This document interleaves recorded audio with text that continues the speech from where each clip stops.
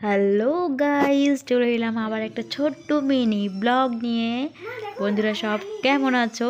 আজ হচ্ছে 2রা অগ্রহায়ণ, 18ই নভেম্বর। আজকে আমার ননদিনী এবং নন্দায়ের অ্যানিভার্সারি, 12th অ্যানিভার্সারি। তো সেই উপলক্ষেই আমরা হঠাৎ করেই ডিসিশন নিলাম, চলো মেদিনীপুর যাওয়া যাক। তো সেই উদ্দেশ্যে বেরিয়ে পড়লাম হঠাৎ। আমরা এইভাবে উদ্দেশ্যহীনভাবেই মাঝে মাঝে বেরিয়ে পড়ি। তো সেখানে গিয়ে একটা ছোট্ট আয়োজন করলাম। তো বিশেষ কিছু নয়, জাস্ট কেক কাটিংই হয়েছে আর খাওয়া দাওয়া। এই দিদি ভাই আর জামাইবু একটা যুগ পেরিয়ে গেল বিয়ে করে।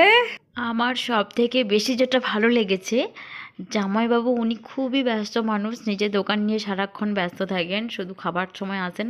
যারা দোকান করে তাদের সবারই অবশ্য একই অবস্থা।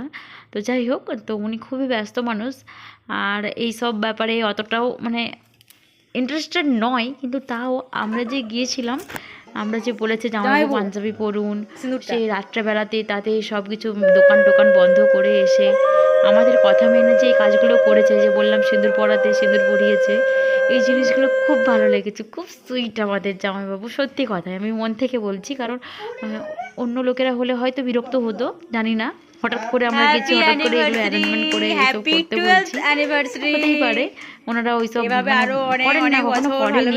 এই 12 বছর হলো বলে আমাদেরই ইচ্ছে হলো চলো একটু সারপ্রাইজ দেওয়া যাক।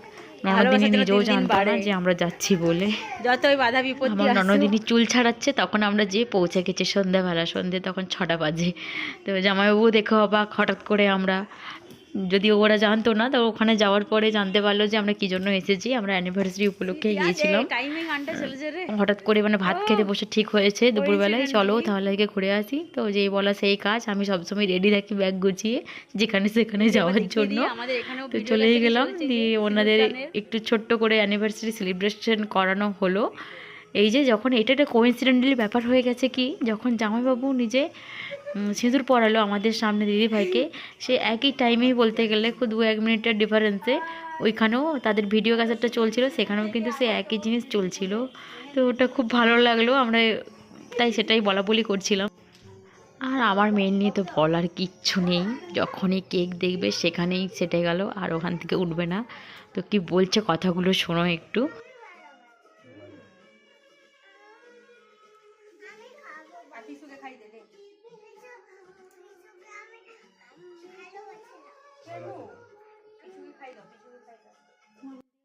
আবারও তোমাদেরকে জানাই অনেক অনেক অনেক ভালোবাসা, শুভেচ্ছা। 12 বছর কাটিয়ে দিয়েছো একসাথে দুজনে, আরও অনেক বছর কাটিয়ে দাও। দুজনে সুস্থ থাকো, ভালো থাকো, নিজেদের সংসার নিয়ে শান্তিতে থাকো, সব সময় খুশি থাকো, সব সময় হাসতে থাকো।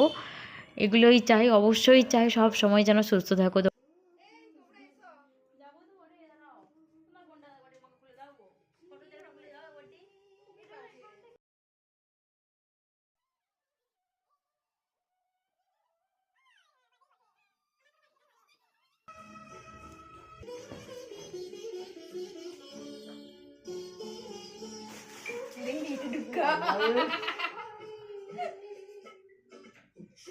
আরে তোর বাবা ছবি দেখ, এই দেখ, এই দেখ তোর বাবা। এই কোথায় বল তোর বাবা? বাও, 12 বছর আগে আমার বর কেমন ছিল সেটাই আমার মেয়ে দেখছে। ওর পিছু দেখাচ্ছে, দেখ দেখ তোর বাবা এখানে খই দিচ্ছে, ভাই বলে কথা, শালা বাবু।